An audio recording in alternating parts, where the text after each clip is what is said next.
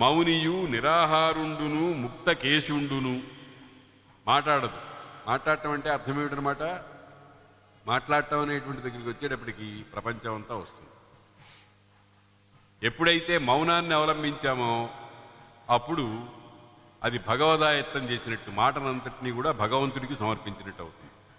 మౌనియు నిరాహారుండును. ఆహారం తీసుకుంటుంటే ఆహారాన్ని బట్టి మనస్సు ఏర్పడుతుంది. అన్నమయం హి సౌమ్య మనః. ఆహారం తీసుకుంటే మనస్సు ఏర్పడుతుంది. మనస్సు ఏర్పడితే సంకల్పం కలుగుతుంది.